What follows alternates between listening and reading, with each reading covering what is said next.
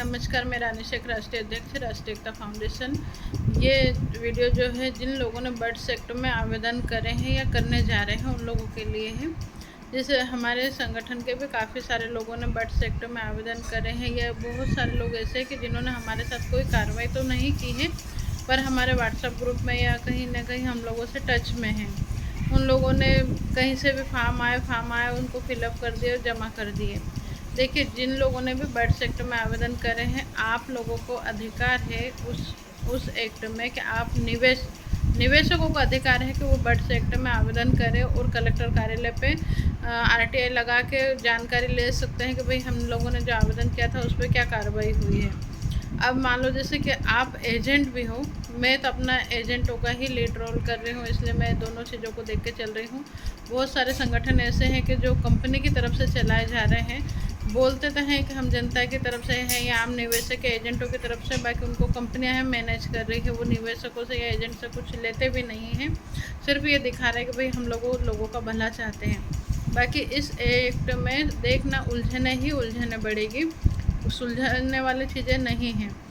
आपके पास में पावर है, वो तो बर्ड्स एक्ट में नहीं, अन्य कोई सी भी चीज़ों में अगर आप कलेक्टर कार्यालय पे आवेदन करते हैं और अगर आपकी सुनवाई नहीं होती है, काफ़ी समय हो जाता है, तो आप आरटीआई लगा के जानकारी ले सकते हैं। और जो काम कलेक्टर कार्यालय पे हो सकता है, अगर वो वहाँ पे नहीं हो रहा है तो आप उसके लिए कोर्ट में तक जा सकते हैं। बाकी ये सारी प्रोसेस में समय तो लगता है। अभी हो क्या रहा है, जैसे कलेक्टर कार्यालय पे आप लोगों ने अपने अधिकार का उपयोग किया और कलेक्टर कार्यालय पे आपने काउंटर खुलवा दिए, वहाँ पे आवेदन करवा दिए।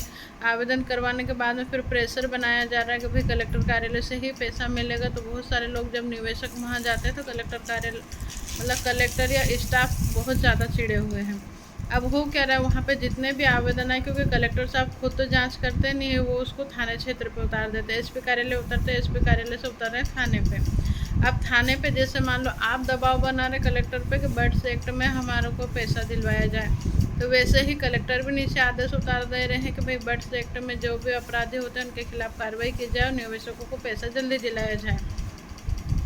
अब सब अपने अपने अधिकारों का उपयोग कर रहे हैं। हम भी हमारा मतलब जो एजेंट है उनको पूरी जानकारी तो नहीं है, वो सिर्फ ये बोल रहे हैं कि भाई हम भी निवेशक हैं।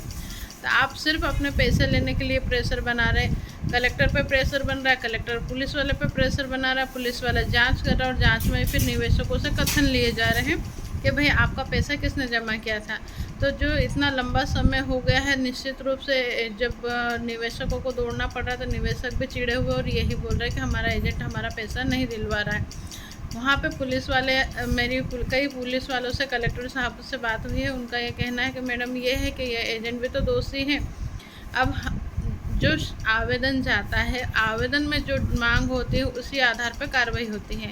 हम शुरू से ही जो मतलब बर्ड्स एक्ट में नहीं, कंपनी लॉ में भी ये प्रावधान है कि एजेंटों के खिलाफ कार्रवाई होती है, पर वहाँ पे हमने संगठन के माध्यम से मांग की थी कि एजेंटों को सरकारी गवाह बनाया जाए, तो वो फिर कार्रवाई एजेंटों को गवाह बनाकर होती थी। अभी फ़िलहाल ये हो रहा है कि इस एक्ट में, तो उस एक्ट में ये प्रावधान है कि कंपनी मालिक और एजेंट प्रचारक साहब भी समान रूप से दोषी हैं।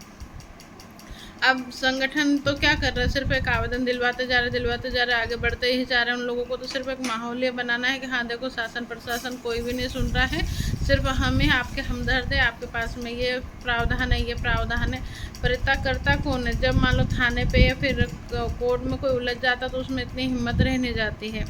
तब निचले लेवल पर थाने स्तर पर जांचें बैठ गई है, कई सारी जगह पे जांच हो रही है, एफआईआर कट रही है, तो वहाँ पे एजेंटों को परेशान किया जा रहा है, एजेंट के खिलाफ कार्रवाई हो रही है। यही चीज़ मैंने बहुत पहले बोल दी थी कि ऐसा होगा।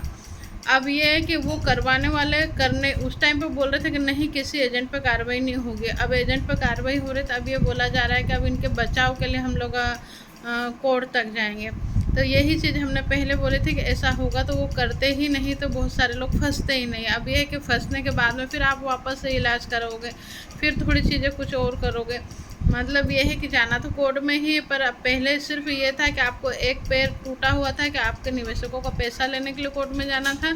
अब आपने अपना पैर दूसरा भी तोड़ लिया है। अब आपको पहले अपनी जमानत करवानी है, उसके बाद में फिर और निवेशकों के लिए अपने लिए फिर कोर्ट में जाना है। और जमानत कराना सिर्फ इतना होता है कि आप जेल के अंदर ना रह के जेल के बाहर रहते हैं। बाकी फिर भी जब लास्ट तक डिसीजन नहीं आता आप लोगों के लिए प्रतिबंधित ही रहेंगे। बाद में फिर आप लोग हो सकता है कि उस केस से बरी भी हो जाए, नहीं होते, और अगर जुर्माना होता तो आपको पैसा भी भरना पड़ेगा। तो ये सारी चीज़ हम पहले बोल रहे हैं, इसलिए मैं कड़वी लगती हूँ, लोगों को बुरी लगती हूँ। और ये सारी ठोकरें सामने वाले खिलाने के बाद में फिर बोल रहे हैं कि अभी ये कर लो, क्या पे केस बन गया है तो आप ऐसा कर लो, ऐसा कर लो। और मैं पहले से बता देती हूँ कि केस बनेगा तो पहले सावधानी रखो और केस बनने ही ना दो। अब जैसे कि सब लोग आपको बोल रहे हैं कि आप अपने बचाव के लिए इसमें कोई ऐसा PIR लगा देते कि एजेंटों के खिलाफ कार्रवाई ना हो, तो मैं आपको बोल रही कि ऐसा संभव नहीं है कि कोई भी कोर्ट ये डिसीजन दे दे कि सारे एजेंटों को बरी कर दिया जाएगा। एक आप जनरली बात सोचिए कि अगर सारे एजेंटों को बरी कर दिया जाए तो हम बहुत अच्छे से जानते हैं, आप भी जानते हैं कि बहुत सारे एजेंट ऐसे हैं जो निवेशकों से पैसा ले आए और जमा ही नहीं किया है, बहुत सारा गबन भी किया है। यदि कोर्ट ऐसा कोई आदेश दे देती है कि एजेंट के खिलाफ कार्रवाई होगी ही नहीं, तो फिर उसमें वो लोग भी बच जाएंगे। इसलिए कोर्ट ऐसा कोई डिसीजन नहीं देती है, तरीके दूसरे ही अपनाने पड़ेंगे। जैसे कि हम लोग बोलते हैं कि हम उन एजेंटों के लिए काम कर रहे हैं जो निवेशकों के लिए लड़ रहे हैं, मतलब अनजाने में ही सही आपसे एक्सीडेंट तो हुआ और आप मांग कर रहे हैं कि हमारे सजा ही मत दो, हमें माफ़ कर दो, हमसे अनजाने में ये अपराध हो गया। ये अन्य संगठन करवा रहे हैं। और वहीं राष्ट्रीय एकता फाउंडेशन ये करवा रहा है कि जान के या अनजाने में आपसे एक्सीडेंट हुआ है, आप उनका ट्रीटमेंट कराएं तो आप निश्चित रूप से फ्री हो जाएंगे। मतलब आपसे जाने में अनजाने में आपको पता था या नहीं था कि आपने कंपनी में जिन कंपनी में पैसा जमा करा वो कंपनियां फ्रॉड है, तो आपने निवेशकों का पैसा जमा करवा दिया। अब आप सरकारी गवाह बन रहे हैं, आपके निवेशकों के लिए दौड़ रहे हैं राष्ट्रीय एकता फाउंडेशन के साथ में, और आप आपके निवेशकों के लिए लड़ रहे हैं, तो निश्चित रूप से आप फ्री हो जाएंगे। इसी तरह से हम लोगों ने कलेक्टर कार्यालय पर जब कार्रवाई कराई थी, हमने स्पष्ट करा था कि एजेंटों के खिलाफ कार्रवाई ना हो, उनको सरकारी गवाह बनाया जाए। जैसे कि अभी छत्तीसगढ़ से एक आवेदन वायरल हो रहा है, लोग उसको भी फटाफट भरे जा रहे हैं। उसमें स्पष्ट लिखा है कि यदि आपके द्वारा दी गई जानकारी में कुछ भी असत्यता पाई गई तो आपके खिलाफ कार्रवाई होगी और उसके जिम्मेदार आप होंगे। तो वो शपथ पत्र है और उस शपथ पत्र को हर एजेंट भर रहा है, और उसमें ऐसा कोई कॉलम नहीं है कि हाँ हम एजेंट है और हमने भी खुद का भी जमा किया और लोगों का भी जमा किया। अब जब जांच बैठेगी वहाँ पे ये पाया जाएगा कि आप केवल निवेशक नहीं हो, आप एजेंट भी हो, तो आपने तो खुद ही शपथ पत्र दिया है, मतलब समस्या आपकी बढ़ेगी। तो आप लोग सिर्फ और सिर्फ भीड़ और जो वायरल होती चीज़ें, कुछ भी उल्टे सीधे कोई भी फॉर्म आता है उसको फटाफट भर देते हैं, उसके आगे पीछे कुछ भी नहीं सोचते। यहाँ तक कि बहुत सारे छोटे मोटे तो वकील भी चीज़ों को लेकर समझ नहीं रहे हैं, वो भी लोगों को बोल रहे हैं हाँ हम भी कर रहे तुम भी करो।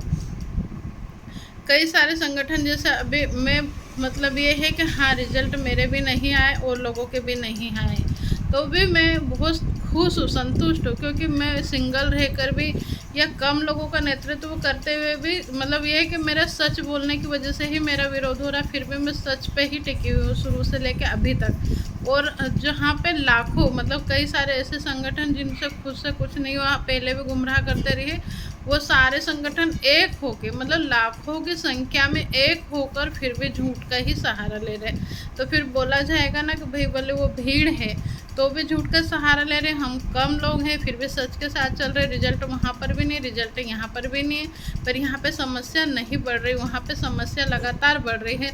और इस एक्ट को लेकर अभी जो आप लोग और आंदोलन करेंगे, आप समस्याओं को और बढ़ाएंगे। तो ये आपके ऊपर, जैसे कोई भी फैसला लेते हैं, एक परिवार में 4 भाई बहन रहते हैं, 4 भाई बहन खुद फैसला लेते हैं कि उनको क्या पढ़ाई करनी है, डिसीजन उनका रहता है, जॉब भी उन्हीं की रहती है, आगे की पढ़ाई के हिसाब से नौकरी भी उनकी लगती है। तो वही चीज़ है कि चीट फंड से पीड़ित लाखों लोग हैं, 2 लाख कंपनियां बंद हुई है, तो पहले में प्रेशर रहती थी, दिमाग में ऐसा रहता था कि नहीं मुझे सबका भला करना, लोग भटक रहे इनको रोकूं। पर अब मुझे लगता है कि हम लाख कोशिश करें कि लोग ना भटके, पर किसी किसी को तो ऐसा कि कड़वा सच ही पसंद मतलब झूठ ही पसंद आता है, कि दिखावा दिखे कि यहाँ भीड़ ज़्यादा है मैडम के पास, तो मैडम तो सिंगल कार्रवाई करते हैं। पर मैं आपको बता दूं कि भीड़ के साथ में तो आप मतलब पूरे गांव वाले भीड़ के एक शेर को घेर सकते, मतलब किसी कलेक्टर को आपने घेर लिया, बाकी उस टाइम पे हो सकता है कि वो शेर वहां से भाग जाए, पर सिंगल जो भी शेर है वो अच्छे से निपटा सकता है व्यक्तियों को। राष्ट्रीय एकता फाउंडेशन के राष्ट्रीय अध्यक्ष होने के नाते मैं सिंगल जाती हूँ या कुछ लोगों के साथ जाती हूँ, पर एसपी कलेक्टर से डायरेक्ट भिड़ती हूँ। मुझे पता है कि ये भाई इनके पास में सारे पावर है, ये मेरे साथ में कुछ भी मतलब कोई कानूनी कार्रवाई भी कर सकते हैं, लोगों को मिसगाइड करने के लिए मेरे ऊपर केस भी कर सकते हैं। पर फिर भी सिंगल मतलब शेर के पिंजरे में जाकर शेर से आँख मिलाना बहुत मामूली बात नहीं है। तो मैं फिर भी खुश, और मेरी खुशी का राज यही है कि मैं सच के साथ चल रही हूँ। भले मेरे पास संख्या कम है, मैं लोगों की समस्या को बढ़ा नहीं रही हूँ। यह है कि 100% उसको अभी फ़िलहाल मंजिल तक मैं नहीं पहुँची हूँ, पर मैंने जो लोग मुझसे जुड़े हैं उनकी समस्या बड़ी नहीं है। वो अगर समझ जाते हैं व्यक्ति तो निश्चित रूप से उनकी समस्या घट ही रही, लगातार घट रही है। और ये है कि जो यहाँ पे सुनते हैं और भीड़ के साथ जाके कुछ और करते हैं, दोनों तरफ के पल्ले मतलब कहते हैं ना, दोनों हाथ में लड्डू रखते हैं। यहाँ पे कुछ सुनते नहीं और उधर जाके कार्रवाई करते हैं। अब अगर आपने आवेदन वहाँ का दिया है, वहाँ से जांच बैठते और आपके खिलाफ कुछ ऊंच नीच होता तो उसकी जिम्मेदार मैं नहीं हूँ। रहा सवाल जैसे एमपी में करीब मुझे जहाँ तक अंदाजा कि हमारे एमपी में सभी लोगों की सदस्यता समाप्त हो मतलब समय अवधि जो थी समाप्त हो चुकी है। तब सोच समझ कर ही कोई भी व्यक्ति हमसे जुड़े या ना जुड़े, मुझे कोई फ़र्क नहीं पड़ता। बाकी फिर भी जैसे बीएनपी रियल इस्टेट है, उसका केस हमने लगा रखा है, तो उसके व्यक्ति हमसे संपर्क करें। बाकी के अगर नहीं आते तो कोई दिक्कत नहीं है। जैसे बीएन गोल्ड है, उनका हाई कोर्ट में हमने लगा रखा है। बीएन गोल्ड वाले अगर हमसे जुड़ना चाहते हैं तो उन्हें बट सेक्टर में करने की ज़रूरत नहीं है। जीएन कंपनी के स्पेशली मैं बोल रही हूँ कि जीएन कंपनी के 90% लोग, क्योंकि कुछ ही लोगों का नेतृत्व में बार बार भटक रहे हैं। जो लोगों ने ये बोला था कि कंपनी को हमने देखा है, हम बहुत सारी अच्छी चीज़ लेके आए हैं, वही लोग कई बार संगठन बदल के आपके सामने लेके आ रहे हैं। या मैं कहूँगी कि गलतियाँ इंसान से ही होती है, एक बार हो जाए, 2 बार हो जाए, पर उस गलती को बार बार दोहराना सिर्फ ये साबित करने के लिए कि मैंने जो डिसीजन लिया वो सही है, तो हम लोगों के साथ में खिलवाड़ कर रहे हैं। तो उसी तरह से उन लोगों को लगा कि नहीं, हम नहीं ये कंपनी लाई, ये डूबी, हम फिर दूसरी कंपनी लाए, फिर तीसरी लाए, फिर संगठन लिया, फिर संगठन में भी हम लोग कुछ विशेष नहीं कर पाए, फिर हम दूसरा संगठन लिया, फिर तीसरा संगठन लिया। लगातार ये सारी चीज़ें होती चली आ रही हैं, पर फिर भी लोग उनकी बातों में आते हैं। मतलब वही चीज़ें कि लोगों को दिखावा ही पसंद है, तो वो उन्हीं के साथ जाएंगे। बाकी जिनको सही रास्ते पे चलना है और सही मतलब ये कि समस्या को धीरे धीरे ही सही समाप्ति की ओर ले जाना है, वो राष्ट्रीय एकता फाउंडेशन से जुड़े।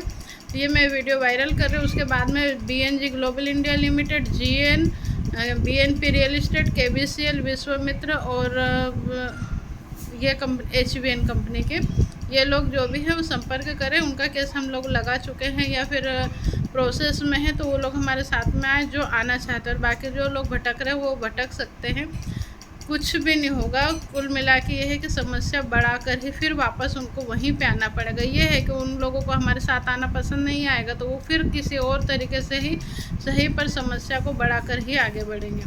अन्य कंपनी वाले भी यदि समझना चाहते हैं तो मिल सकते हैं, और नहीं समझना चाहते तो आप हमारे जो भी नॉर्मल रिलेशन है वो वैसे ही रहेंगे, मुझे कोई फ़र्क नहीं पड़ता।